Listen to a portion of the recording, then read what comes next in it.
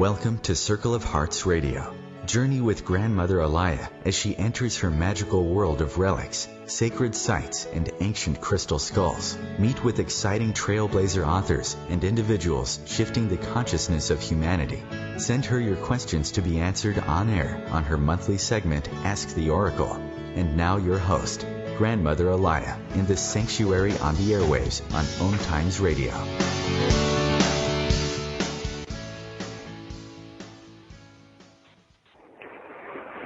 Welcome to Circle of Hearts Radio. I'm Alaya, and thank you for being with me. I had a little bit of a strange start today, of course. My Skype was all crazy, so I'm on the phone. So this is going to be a good one.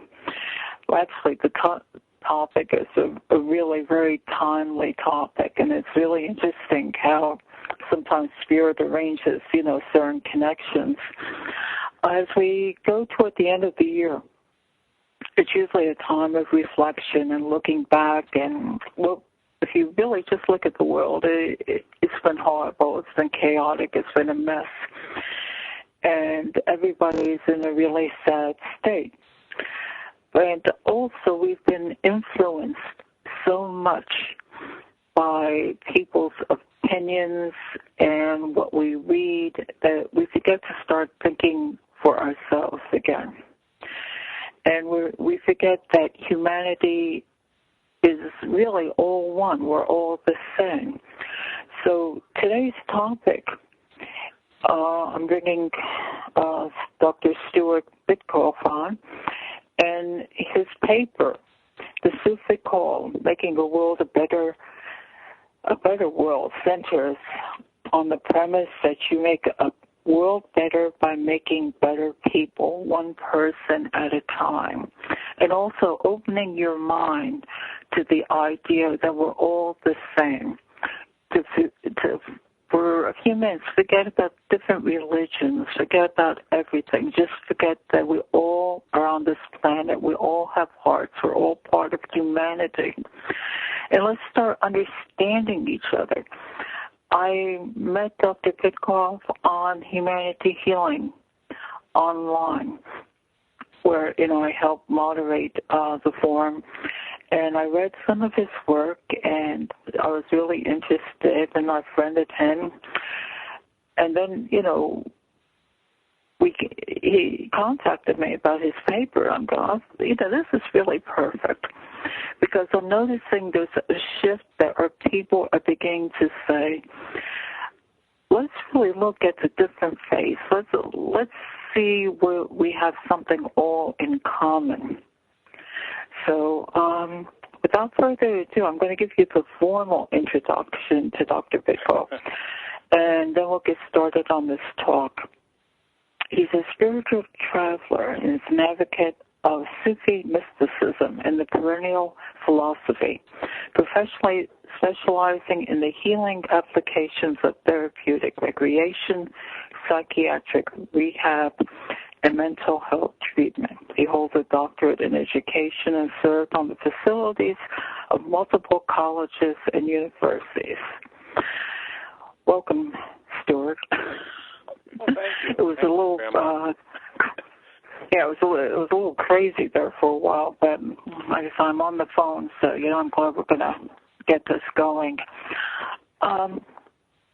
Give the listeners a little bit of your background, your professional work experience, and how you evolved into writing this paper, please. Basically, I've been interested in helping people, I guess, since my days in college, and we're talking now 50 years ago. And I found that I did a fieldwork placement in a place called Syracuse Psychiatric Hospital with people who were severely disabled, mentally ill, people with schizophrenia. And I found that I had a compassion for them. I was the recreation therapist. That's somebody who uses recreation activities or laughter and fun to bring about healing. And I found that I can make a connection with that. And it took me a long time, actually, to figure this out. This was in my early 20s. Up until that point, I didn't really have any idea what I was going to do. And as life would have it, I wound up in working in a psychiatric hospital back in New York City where I grew up. And after about 2 years of working there, circumstances would have it that I ran into a spiritual teacher. I really wasn't looking for a spiritual teacher at that point. I didn't really have much use for religion. Growing up on the streets of New York City, there was always anti-Semitism. There was always one group against another. And when I look back across history, religion didn't really stick out as one of those forces that brought about good in the world, although many members of my family were very happy and very contented with their religion. So I wasn't opposed to what they saw. It just didn't work for me. So as I was working in the psychiatric hospital, I ran into this spiritual teacher, and there were a bunch of us, and this was in the mid-1970s, and it took 3 years working and studying with this fellow before realizing he was a Muslim, and that the frame of reference, if you will, was Sufism. And that's how I really got started in all of this. I think just from a general observation, people don't understand. They see somebody, and other people, just like you said, the streets of New York or any big city, people point at people that seemingly are different, and they'll say, because they don't understand it, they say, I don't like it. And that goes with mental illness too. Instead of trying to really see, they label people, and they don't see what's inside the person. I mean, do you find that in general that maybe we need to get rid of these labels and judgments? Well, labels and judgments are just ways of us pigeonholing things, and are easy ways to begin to understand somebody. When you work in a psychiatric hospital or in a medical facility, somebody gives you a diagnosis and says, okay, you're depressed. And what that tells the trained observer or the person who's reading the material where that says that this person is depressed, it gives you certain clues. It's a starting point.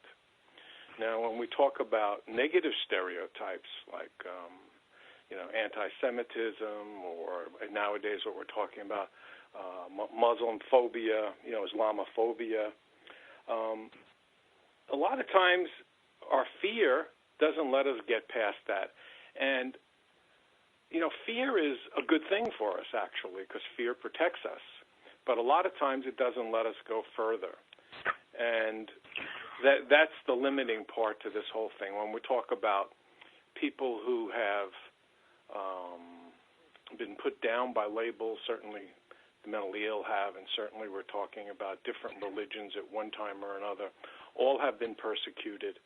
And we all look at that as a way to make ourselves feel better on some level by putting somebody down on an inner level, whether we realize it or not, helps us feel better. Yeah, I think we're repeating history consistently. There's patterns of repeats, and, this is where we're at. But I think there's a chance this time that people are becoming a little bit more aware.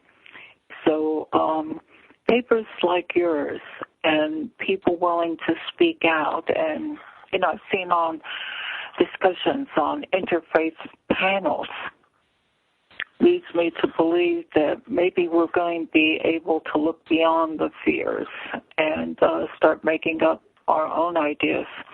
When you met your spiritual teacher, what drew you? What? To him. What drew me? I said, what drew you, to Well, I was him? not interested. To me, like I said, in my family, we came from a long line of rabbis, and I was not interested in religion. So I was not looking for it. This, as it turns out, and if you read a lot of the typical descriptions of how people find their teacher, the teacher found me. I wasn't really looking for this. I had a friend at work who I became very friendly with, and we would talk about poetry, and we would talk about sports, and I got to know him over a period of 6 months or so. And then one day he asked me, Stu, have you ever thought about looking for a spiritual teacher. And I said, no. I mean, I know religion is important to people and stuff like that, but, I have other things to do. I'm going to go for my doctorate. I just got married. I got a job. I got things to do. I don't have time for that, maybe later on. And he says, oh, that's interesting. He says, because I have a spiritual teacher, and this fellow's name is Michael. I said, Michael, you do? Where is he? How did you run into him? He says, well, I ran into him here at work. Now, this is at a psychiatric hospital, a New York City psychiatric hospital. So he ran into his teacher at work, and I said, that's interesting. You met him here at work? And then he goes further, and he said, yes, and he wants to meet you. And I says, well, why did you want to meet me? Because Michael had been filling him in about me. And I said, okay, I'll give it a try. So he says, tomorrow bring a bag lunch, and we'll go over to the teacher's office. And he was a psychiatrist from Pakistan. And so that started the whole thing. I just went. Yeah, I find that, fascinating because people always run, like you said, when it's time, they'll find you.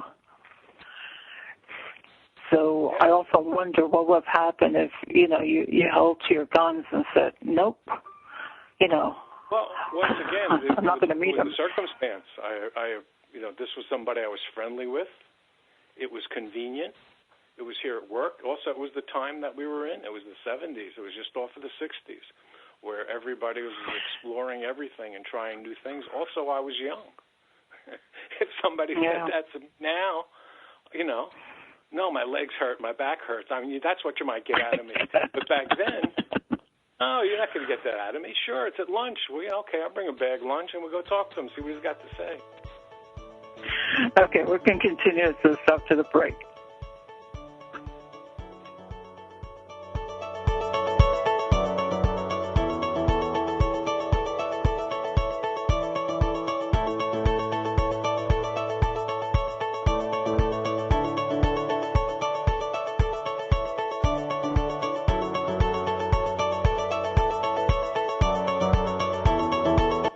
Conscious media for conscious minds.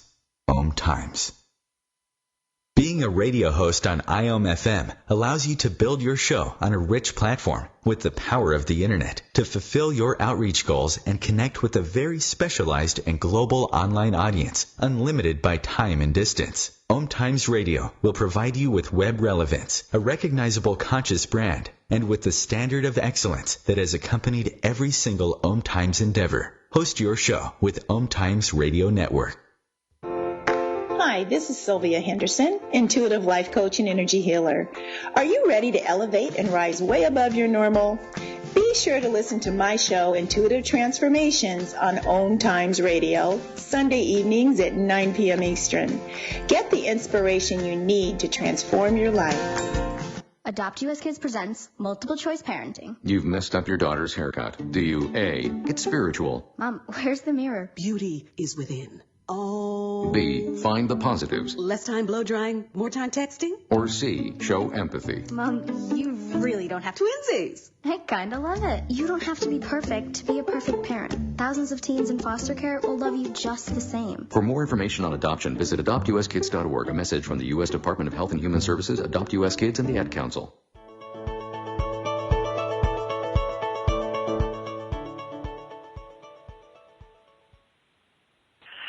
We're back with Stewart, and what I'd like to, there's some, like I said, there's a lot of negativity going on about Muslims. And when a lot of people hear the word Sufi, I don't think they really, put the two together. And how do we educate people about this? I mean, what could you tell them a little bit about it? I mean, I've always found Muslims to be the most gentlest-hearted people and service-oriented people, but that's my personal opinion. Well, people are people, and what I remember certainly was at the Jewish Defense League that had a whole bunch of fanatics back in New York City doing terrible things. And so what I came to realize was that all denominations, all groups have fanatics, have, literally crazy people who are doing things. And so when you look at a whole group of people, it's very hard to characterize, I don't know how many Muslims are in the world, whether it's 1 billion people or 750 million people. You have good people, bad people, or just regular people there. And this spiritual teacher who I met, I'll call him Sam, he was the first Muslim I ever met.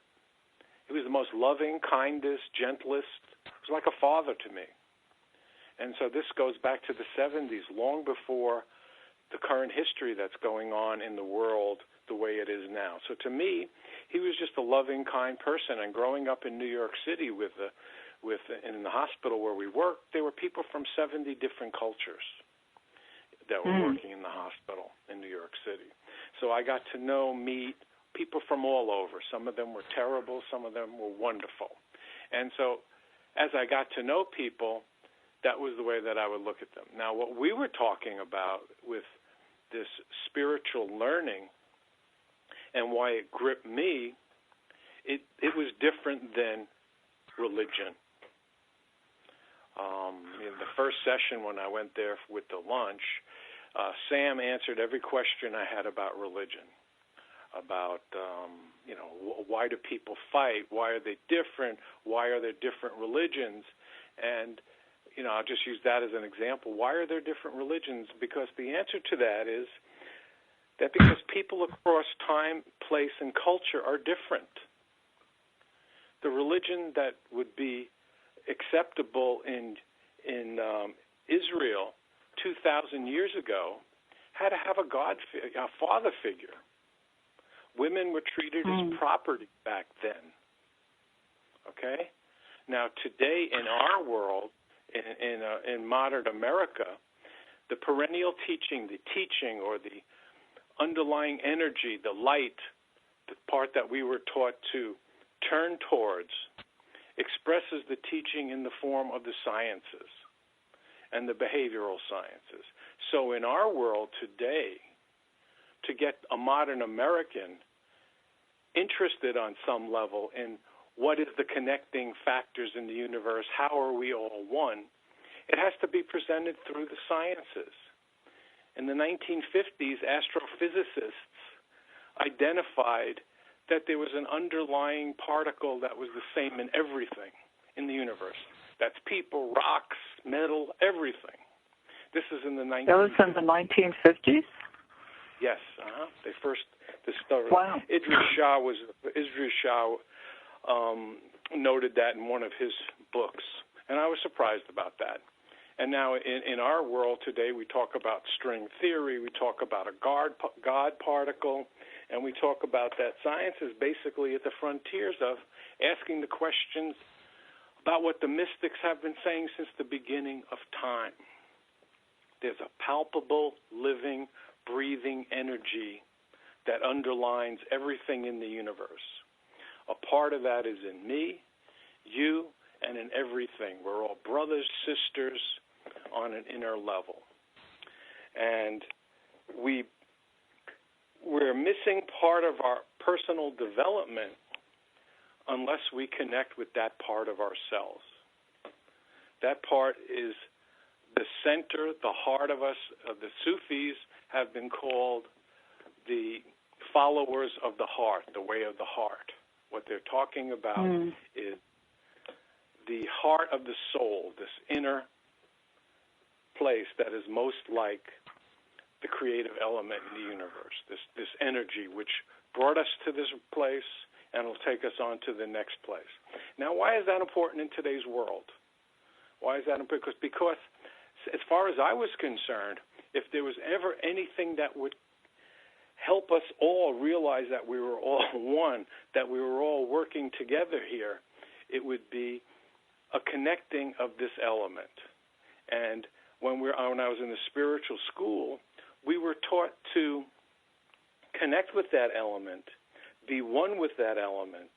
And when you're with that element, you are at peace, love, and you know why the world is there, what your point in the world is. And as people learn to connect with that or make themselves better by entering in a personal development system like Sufism or any other personal development system, it leads towards maximizing people's potential. What we were taught was that this was to be the center of your life. Religion at its highest levels was intended to be the center of your life, from which other things came forward. You don't study mysticism or learn how to meditate or learn how to connect with this element to take the place of going to work every day. It's there to help you go to work every day. It's not there to take the place of being a better father, a better grandmother, a better worker. It's there to help you maximize your potential in each of those areas. And so the Sufi Call basically said, go ahead, I'm sorry. No, go ahead. And the Sufi Call, and that's the center of the paper that we're talking about, basically says that you make a better world by making yourself a better person. Okay, you work on yourself first. Okay? A lot of us think, well, I'm going to change the world. I'm going to run out there and do things, which is all well and good to have that idea and that notion. But when that adventure or that trip or that journey starts throwing frustrations in front of you, unless you've worked on yourself to a certain degree, you're not able to deal with those. So the premise of being in a personal development system like Sufism or any other spiritual journey is that you work on yourself first, you become the best version of yourself that you can be while you're living your life. And this becomes an extra capacity that you use in daily life. And that's the premise of the paper, is that we make the world better by working on, by making ourselves the best version of ourselves. And obviously we do that across our lifetime. Because, every day we have the opportunity to make decisions and influence the world. It's a threefold process. One, I work on myself. Well, what do you mean by that? Well, if I know that I need to stop smoking, I work on stop smoking. If I know I need to lose some weight, or I need to learn how to meditate so I can calm myself and improve my health, I do that. That's the first level. The second level is then I work within my family to help people in the family do better, and then in my community. So if I'm real good at cooking, I might cook for members of my family. Also, I might join the local church or food bank and cook something in the food bank. And so that's level 2. Level 1 is work on yourself. Level 2 is help those around you, family, community. Level 3, which is the more tricky part, is that in each moment we have the ability to make a decision to do something. Well, what do I mean by that? We were just talking a few minutes ago, well, what if you didn't go to the spiritual teacher? What if you backed out of that? In each moment, it's a moment of crisis. We have the opportunity to reach higher or not. And so what we're taught is to examine each moment and look for the highest possible outcome in each moment. Now, how do you do that? You do that by doing certain exercises and that kind of a thing. Also realizing in each moment I'm going to make a decision about something. Let me take the high road as often as I can. And that basically is a simple way of making yourself better and the world better in 3 easy steps. Work on myself best I can, help my family and neighbors, and in each moment or each time I have to make a decision, try to take the high road. And you do that by asking yourself internally which path or which decision will help me connect with my higher self and the higher destiny of the universe. And that's part of what we discussed in that paper, the Sufi Call, Making the World a Better Place. Because if we make ourselves better, if I'm better at being a recreation therapist, people at work will be a little better. Also, if I'm a policeman and I'm a better policeman, the people who I'm serving will be better. The same thing with representatives, same thing with shopkeepers. By improving ourselves and trying to make the world a little better around us, gradually the world gets better. You know, Lisa, what I like, and I know we're going to be hanging into a break soon to discuss further, is that you kind of, you know, the world is so confused. People forget, they're so locked into seeing what the past is. They want to go back to ancestral knowledge. They want to know all they were, but they don't live in the present. And what I like what you're saying is live in the moment and work on yourself. You know, the 3 levels, which is important because so many of us, and I got to admit myself too, you know, you forget work on yourself and you want to jump to how do I save the world? Exactly. You know, we forget yeah. No, go ahead. But nobody's perfect, you see. So if you messed it up, the next time you'd make it do it better, you see. Yeah, I think it's a constant learning process, and people, I don't know, maybe it's at the, you know, this year-end type of thing that you need to just start reviewing, looking at things, and as you said, you know, what do I want to see in the world? And we'll continue this after the break.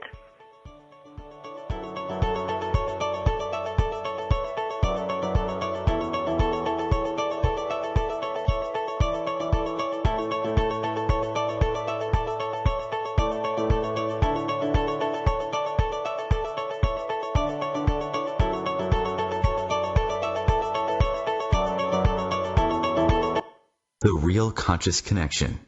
OMTimes Radio. IOM FM.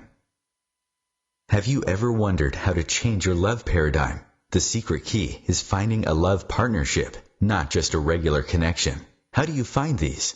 Through conscious relationships. Ascending Hearts Dating is a dating site for people like you that believes in second chances and a different type of spiritual connection. Try Ascending Hearts for free today at ascendinghearts.com and change your love paradigm. Ascending Hearts, the premier dating community for the spiritually awake. Hello! Join us, Lisa Berry and Michelle Carter, every Monday at 1 p.m. Eastern Time for the Mindset Makeover, What's Possible. Get ready to become present, clear, and unstuck, and start living fully, led by your heart. While you listen and feel this transformation through vibration of word, sound, and song, you'll open up to what's possible and experience your shift.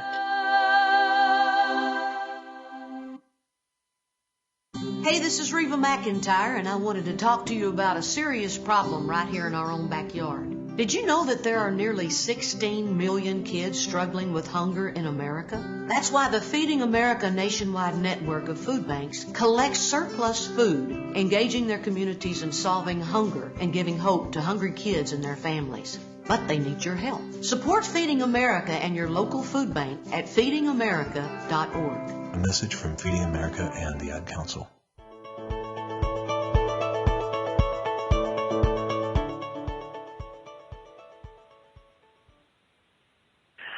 As I was talking with Stewart, I've come to realize even, you know, going over your material, you know, was like a major aha for me. Because I know sometimes I jump all over the place. You come to a point that you see so much hurt and you want to help, and you scatter yourself and you read so much information out. Oh, look at these manifestation courses telling us our thoughts, you know, are putting out thought forms we're constantly creating.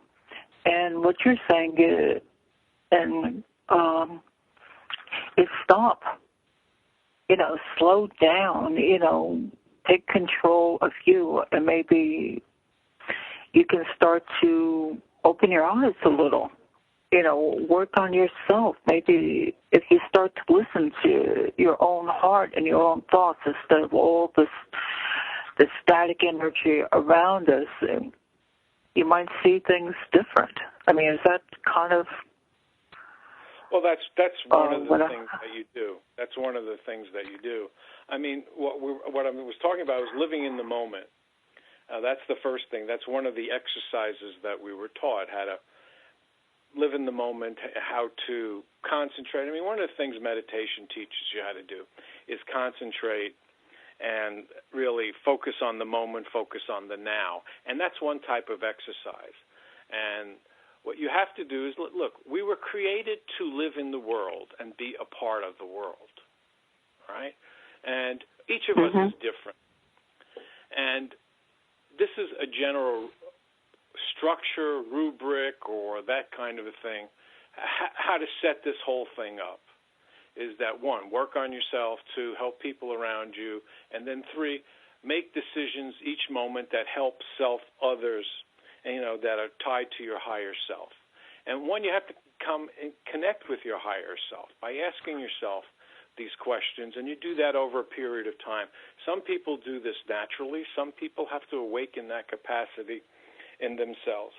One of the things we were taught, which is interesting, and it helps put this in perspective for people who might be listening, is we're all taught, well, you should give money to charities.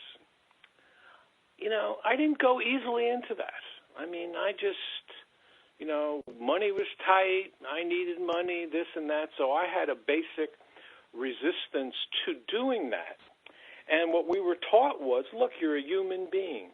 If you feel you're being forced to do something, don't do it. Wait until you can give it with a free and open heart.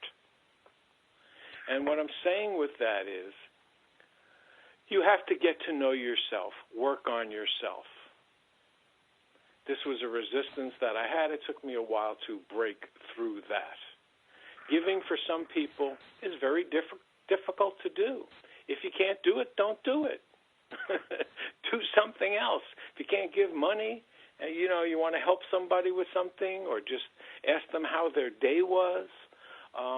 There's lots of different ways to do things, but you have to go inward a little bit to help, so you can express yourself out in the world. We're living in very troubled times. We're living in a world. Idris Shah, who's somebody who was the second teacher who I studied with, and many people did. He was a international teacher kind of a person, and a great human being. He died in 1996. And he had lots of different ways of looking at things. And what he basically said was, you have to know who you are inside. You have to work on that. And there are different exercises, different ways to do that. You have to enter into some kind of course of learning that helps you do that. And this was the second teacher we were sent to do that. So when we're talking about all that's going on in the world, he characterized this time as the 8th day of the week. The Beatles had a song, 7 days a week, but he characterized this time as the 8th day of the week because there's so much going on. I mean, if you watch TV, you go crazy. You go on Facebook, you can go crazy with all these emails I get, all of these things, all of those things. And what happens is it's very easy to get overwhelmed by all the energy that's out there. And you have to go inward to balance yourself first so you can deal with what's out there now. This is a very special time for lots of different reasons. One is we have the capacity to change the world. We saw what was happening with people, I guess it was on Facebook. They overthrew somebody in government in the Middle East. There's ways of people pulling together to do these things. But the negative part of that, because everything is positive and negative, is it could drive you crazy. So my wife was very much into watching what was going on with the election, with Trump and Hillary, all of those kinds of things. And my temperament is a little bit different. I don't need to watch the news cycle over and over and over and over. What people need to do is learn to take a step back from that and use their innate capacity and ask themselves, look, are people telling us a story here? Is this really true what's going on? Or do they have a slant or an agenda that they're pushing? And because we're in this very special time, we're able to have radio shows like this talking about religion, talking about other ways of looking at the world without the people who are on these shows being killed. It's a very open time where lots of things can be discussed. It's a very special time. So there's lots of energies out there that are both positive and negative. And the only way that somebody can deal with those things is by first getting to some point of balance internally. You know, I was going to break in on this part. Like I said, even your experience in the hospitals and stuff, and you know how wild the energy gets. How would you calm down a person? How would you say? Some people don't even know how to get to that point of calmness. You talk about exercises. Is there some? And if you say meditation, people go, I can't sit still for 5 minutes. How am I going to meditate? Is there something in your learning or experience that just could give people that first step? Well, basically what we don't do is we don't explore how people can learn to do those things. What do I mean by that? Is I couldn't meditate. I tried forever till a teacher showed me how to do that. Okay, so Stu, what are you saying? Everybody needs a teacher to do that? No, what I'm saying is that you can listen to music, maybe, that'll calm you down. You might be able to go for a walk in the woods. That might calm you down. You might be able to hum a tune. That might calm you down. And the point of it is to what purpose? Why does somebody meditate? Why does somebody want to learn to still all the external energy? Why are we trying to do that? The reason we're doing that is because we believe that there's an internal something that needs to come forward. And the only way that comes forward is by stilling the outer. Okay? So what's inside of us can come forward. Sometimes there's a spiritual overrun where it just comes out of us. But most of us need to learn how to practice being quiet and still so this other thing might come forward. Now, where I'm going back to is I was just on the Internet. I saw that there was a project in Philadelphia where I think there's 1,400 high school kids in the public schools being taught how to meditate by a group of 10 different people who are experts in meditation. That's a beginning. People think that, you know, there's been many studies done with meditation, you know, how it's good for your health, it's good for stress, it's good for a lot of things. Spiritual exercises are given so something can be brought out of the student. Okay? You know, what is the outcome? Well, I'm learning to meditate so I can be calm.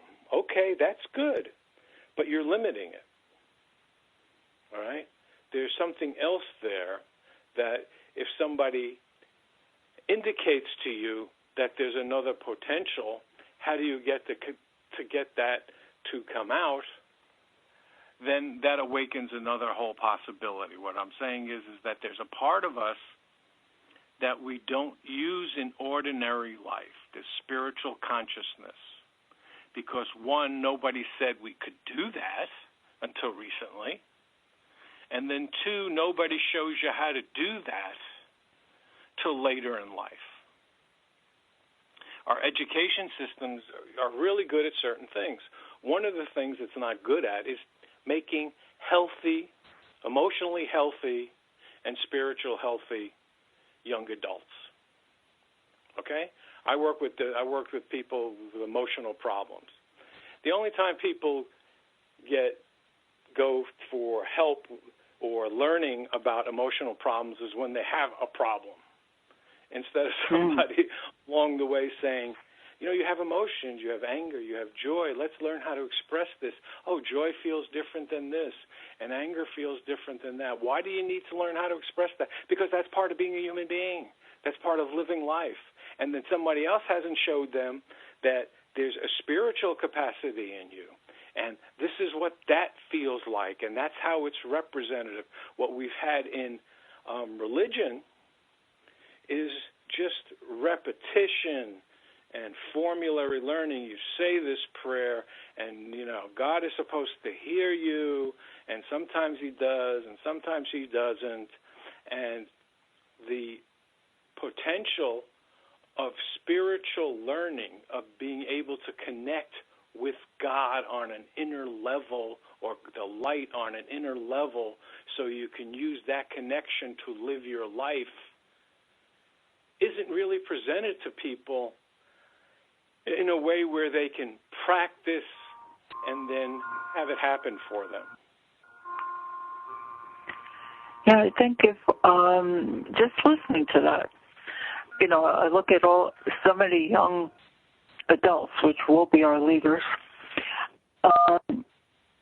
They feel passionately about things, but they don't know how to connect to life. Everything seems to be on a mental level. What they want to create, what they want to do, what they're entitled to, and this is a basis. I will come back to this. Okay.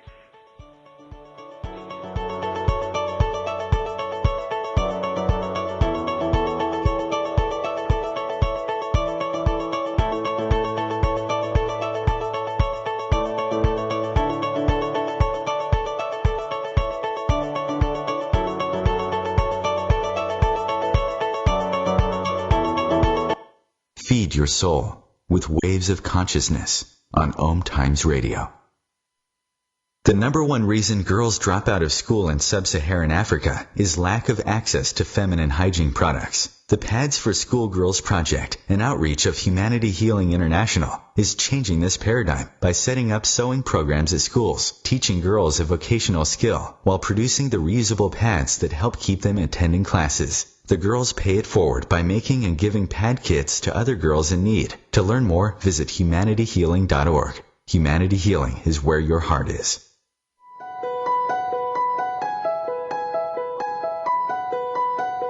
Hello, I'm Miriam Knight of New Consciousness Review, inviting you to my new show where I interview the rising stars of the conscious awakening.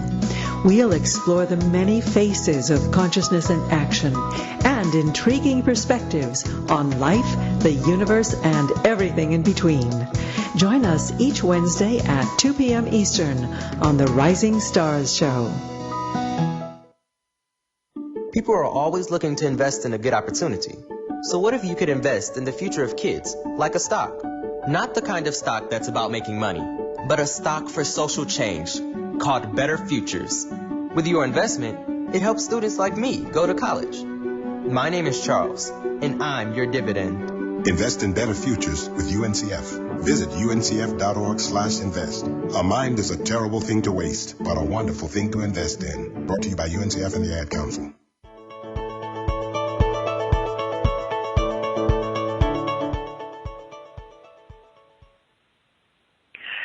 Yeah, there's so many things I'd like to get to, and we're in the last quarter already. I think what bothers me is looking at so many people growing up, or, you know, the young adults. They don't know how to connect with themselves or with people. And I think that program that you mentioned is really a good forerunner that the schools should start reevaluating. Do you think that there'd be less emotional upset if at a younger age they're taught to connect with themselves? Well, one of the things about transcendental meditation, it was scientifically validated in the 1970s. I mean, there's plenty of science been done about it, how it helps with eczema, it helps with lowering blood pressure, and it has all of that. So in order for something to go into a public domain, it needs science behind it. And what the Sufis say, or what I say, is that what an individual can accomplish in a lifetime by following Sufi learning, humanity or this country or whatever, as a group of people, will take 300 to 400 years.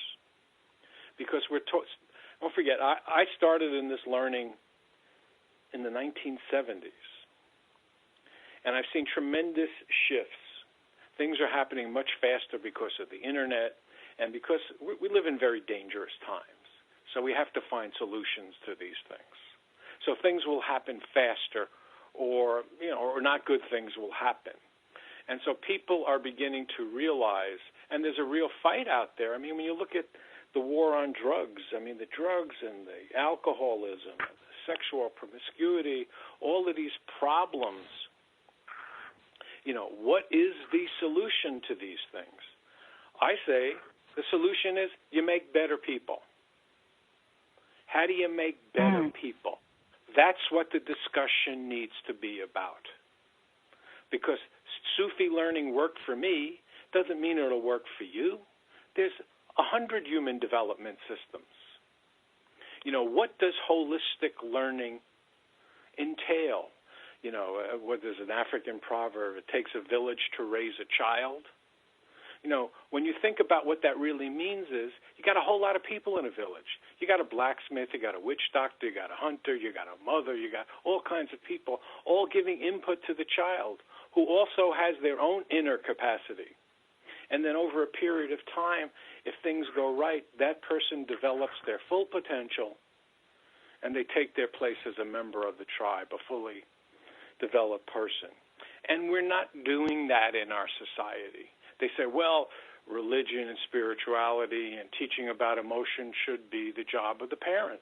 I'm not saying it shouldn't, but I work with people where it didn't get done all the time. Okay? There has to be a real investment, discussion, and lots of things being tried, like this thing with meditation, because that won't work for everybody, but it'll work for a lot of people. Art might work for somebody. Dance might work for somebody where they learn about their emotions. And that's what the discussion needs to be about. How do we make better people? Better people make a better home life, a better community, and a better world. Okay? People who are running this country, there's good ones there. I mean, but there would be better legislators, better governors, better presidents if they were connected on an inner level with this energy that the mystics are talking about and what science is talking about, because that's our human birthright. That's why we were that's why we came here. Okay? Why do you think, like I said, I want to sneak this in, why do you think people are afraid to do that?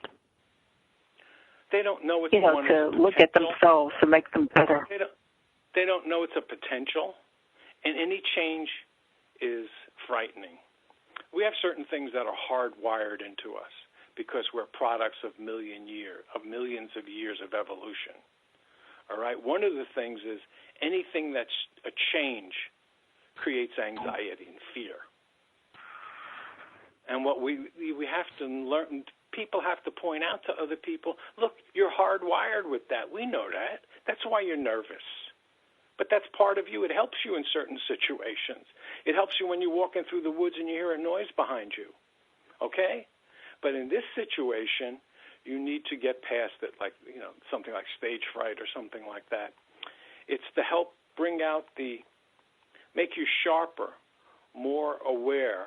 And people don't know that about themselves. And once again, these human development systems have existed for thousands of years. We don't have to reinvent anything here. You just got to listen to what some of the people are saying. And what I'm saying is, look, this doesn't take the place of you going to work every day. This doesn't take the place of you being a better mother or father. It'll help you. all right? Meditation and those kinds of things will help you concentrate so you can do a better job at work or be a better mother, all right? And it's there. We're just not using it. That's true. Now, like I said, I know we only have a few more minutes, so what is important to me is where people can find your articles and your work. I know I met you on Humanity Healing Online University on Facebook, that you contributed some of your, your thoughts there. Where else can they find you? Well, let me spell my last name is Bitkoff, B as in boy, I-T-K-O-F like Frank, F. First name Stewart. If you Google me, a whole bunch of things will show up. If you go to my webpage, which is www.stewartbitkoff.com, there's a whole bunch of free stuff. A lot of my stuff is free. This paper we're talking about, the Sufi Call, Making a Better World, is up on my website. Also, I'm on Facebook, where I post things for free also. Also, if you go to my webpage, it has the connection to at least 6 of my books that are all up on Amazon. And I have a new book coming out in about 3 weeks. It's called Light on the Mountain, and that'll be available on Amazon as well. It's based upon the premise of what we were talking about here, how to make a better world. And there's a parable in there. I tell the story of the ancient one who awakens every 1,000 years to set things right for the people of the city plain. And it's really a parable about some of the things that we were talking about. How do we make a better world? And that's by making better people. And by that's right. Better people, it's not... one person at a time. It's the seeker. It's the individual journey. Like you said, the transformation of a person becoming aware of themselves. And really, I like the idea of, start with yourself instead of trying to save the world. You can move up to that level, but you can't save anybody until you can save yourself, really. So like I said, you open my eyes. Yeah, that's what the discussion is. Okay, yeah. Okay, how do we do that? How do we do that? Because we got a lot of people who can help. I think people, like you said, when they're ready, they'll find this information, and this is the first start of, that's what I like about doing on the radio show, is that we can put it out there. That to a larger audience, okay, if this is something that you're ready for, that part of your own journey, look up Dr. Stewart Bitkoff. Find the information. That's right. And once again, this worked for me, and I hope everybody finds ways that work for them. If this works for you, the Sufi way, that's wonderful. But people are different, once again, different cultural backgrounds. But there are human development systems in, all cultures. Also, all religions, whether you believe it or not, has a level of inner learning. There have been mystics from all backgrounds. And these were the people who talked about this interconnection and how to make yourself and the world better. And that's important like I said, for people to realize, because when they think of religion, they think of isolated groups. But there's really one core light force, the mystic in every religion, in every culture. Maybe that's just something we need to get back to and find what works for us. That's right. That's what the perennial philosophy talks about, that all the religious forms are connected on an inner level. And the higher up you go with this interconnection, the more that they're the same. And the different religions were given at different times and places because people were different. They needed different presentations. How do you expect it to work 2,000 years ago to work today in America? It might, but then again, it might not. And it's okay, really, to be different. I think the major thing is to find something that works for you. That's right. And, because to go with that. Yeah, the journey's about being the best you can be. We're talking about human excellence. We're talking about being the best version of yourself. That doesn't mean we don't have bad days, but we don't spend that much that long period of time off the track. We get back on, get back up a lot quicker. Life is a full contact sport. Kicks the butt out of everybody. So we need as many skill sets as we can get. And people have overlooked this other thing for a very long period of time. So what I appreciate about you coming on and having this talk is it gives people a sense of hope for the new year, that they can make a choice of becoming a better person inside and connecting to their heart. So I thank you for coming on, Dr. Stewart Bitkoff. I've learned a lot. Well, thank you for having me on. I appreciate the opportunity to share this. Have a wonderful holiday, and I'm going to be putting this on Facebook, etc. too. All right, I'll see you then. Thank you. Bye-bye. Send me a link so I can connect to it. Okay?